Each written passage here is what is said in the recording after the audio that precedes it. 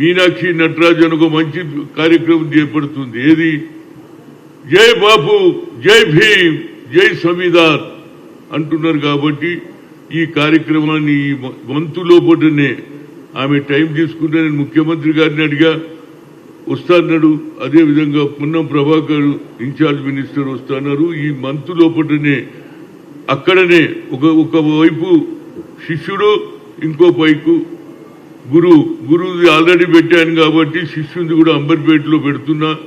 దానికి అందరు సహకారం రావాలి. రేపు మీనాక్షి నటరాజన్ ఢిల్లీ ఏది గుజరాత్లో కలిసి ఆమెను కూడా రమ్మని అంటున్నా. ఆమె టైం ఇస్తే ఒక పక్క ముఖ్యమంత్రి, ఇంకో పక్క పొన్నం ప్రభాకర్ పెట్టి ఈ కార్యక్రమం ఏదైతే జై బాబు, జై భీమ్, జై సంవిధాన్ అనే కార్యక్రమం గ్రామాలలో తీసుకుపోయి, రాహుల్ గాంధీ అయితే ఒక మంచి కార్యక్రమం తీసుకున్నాడు.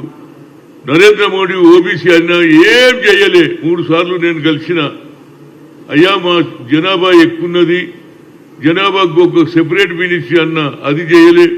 పోనీ కులగణ చేయమంటే కూడా చేయలే. ఇప్పుడు ఏమంటుండు, జనగణ అంటుండు. జనగణలో కులగణ కూడా కలపాలనేది నా ఉద్దేశం. దీని ద్వారా ప్రతి గ్రామంలో, చిన్న గ్రామమా పెద్ద గ్రామం, ప్రతి ఒక్కరు కూడా అంబేద్కర్ స్టాచ్యూ ఊర్లలో ఉంటుంది కాబట్టి ఆ పాలాభిషేకం చేసి ఊరూరు తిరిగితే అందరికీ తెలుస్తుంది. దీనివల్ల నరేంద్ర మోడీ ఆలోచన ఏమున్నదంటే ఈ దేశంలో ఒకటి తర్వాత 370 తీసేశాడు, 3 తలాక్ తీసేశాడు. ఇప్పుడు వర్క్ ప్రాపర్టీలు కూడా తీసేసుకుంటున్నాడు. దానికంటే మేము డెవలప్మెంట్ చేస్తామంటున్నారు. కేవలం ఆయన ఆలోచన ఒకటే ఒక ఆలోచన, ఈ భారతదేశంలో ఉన్న ముస్లింలను బయటికి పంపించాలి, ఇది హిందూ దేశం చేయాలంటున్నారు. కానీ కాంగ్రెస్ పార్టీ సెక్యులర్ సిద్ధాంతాన్ని దేశ స్వాతంత్రం పోరాడినప్పుడు హిందూ, ముస్లిం, సిక్, ఇసాయి అందరు కూడా ఫైట్ చేశారు. కనుక దీనికి తప్పనిసరిగా అందరు షహీద్ భగత్ సింగ్ ఉరి తీసుకుంటే అడిగారు, నువ్వు ఈ ఉద్యమంలో నువ్వు పాల్గొనకు, నీ ఉరి తీసేస్తామంటే నేను ఉరి కన్నా ఒప్పుకుంటా కానీ నా భారతదేశ స్వాతంత్రం. అలాంటి మహానుభావులను కూడా ఈ బీఆర్ఎస్, బీజేపీ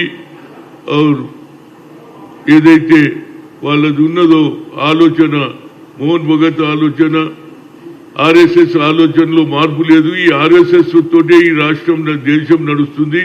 ఈ ఆర్ఎస్ఎస్ వ్యతిరేకంగా సెక్యులర్ సిద్ధాంతాన్ని నమ్ముతున్న ప్రతి పౌరుడు, ప్రతి స్త్రీ ఉద్యమించాలి. ఈ కార్యక్రమాన్ని గ్రామాల్లో తీసుకుపోవాలనేది నా ముఖ్య ఉద్దేశం. 5-6 ఏళ్లు కొట్లాడిన ఆఖరిగా స్టాచ్యూను సాధించిన, ఆ స్టాచ్యూ పెట్టబోతున్న అంబర్పేటలో. ఒక పక్క గురువు ఆల్రెడీ ఉన్నది, గురువు దగ్గరలోనే ఒక పక్క గురువు, ఒక పక్క శిష్యుడు అంబేద్కర్ స్టాచ్యూ పెడతా. దానికి అందరూ కూడా రావాలి. ఈ కార్యక్రమాన్ని చేపట్టడానికి కృత నిశ్చయం ఉన్నా, అందరూ ఎవరు సపోర్ట్ చేసినా చేయకపోయినా నేను ఇది సాధించిన. నా మీద ఇప్పటికి కూడా కేసులు నడుస్తున్నాయి. నేను ప్రతి కేసుకు పోతున్నా. నా ఎంబడి 18 మంది మీద కేసులు పెట్టారు. హర్ష కుమార్ మీద కూడా కేసు పెట్టారు. ఈ కేసులు ఎత్తేయాలని ప్రభుత్వాన్ని కోరుతున్నా. నా ఇంటి గురించి కొట్లాడలే, జై భీమ్ గురించి కొట్లాడినా. స్వాతంత్రంలో కాన్స్టిట్యూషన్ తెచ్చినటువంటి వ్యక్తి గురించి కొట్లాడుతున్నా. అట్టడుగున ప్రజానీకం గురించి కాన్స్టిట్యూషన్ రాసిన అలాంటి వ్యక్తికే అవమానం అనే ఆలోచనతో ఆ స్టాచ్యూ పెట్టి తీరుతారన్నా.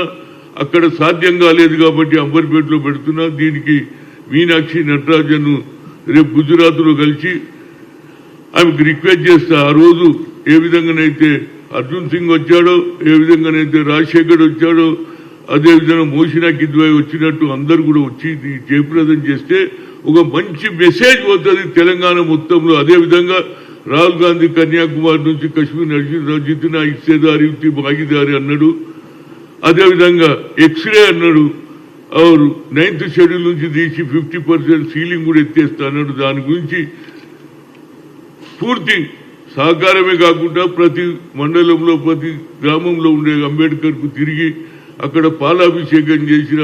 ఎందుకంటే అమిత్ షా అవమానం చేశాడు పార్లమెంట్లో. ఇదొక ఫ్యాన్గా చేస్తున్నారు.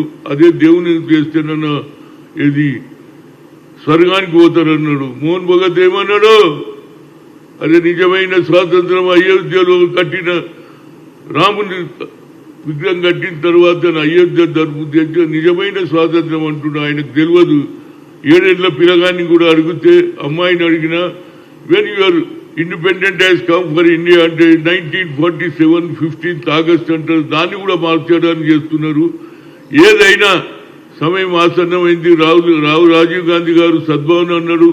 ఇవాళ రాహుల్ గాంధీ గారు దేశంలోకి పేదవారి గురించి మాట్లాడుతున్నారు. ఆయన కార్యక్రమాన్ని గ్రామాల్లో తీసుకుపోవాలని కోరుతున్నా తప్పనిసరిగా ఏది ఈ మంత్ లోపలనే ఒక పక్క 14th April అయినది ఎవరిది అంబేద్కర్ గారు బర్త్డే కాబట్టి 11th కేమో మహాత్మా జ్యోతిరావు పూలే గారి బర్త్డే. ఈ రెండు కూడా సమగ్రంగా నడిపించి గ్రామాలలో అంబేద్కర్కు అవమానం జరిగింది. ప్రతి గ్రామంలో పాలాభిషేకం, గ్రామంలో తిరిగి అంబేద్కర్ చేసిన అవమానాన్ని, స్వాతంత్ర్యం చేసిన అవమానాన్ని, సంవిధానం కాపాడుకోవడానికి శాయశక్తుల కృషి చేస్తా.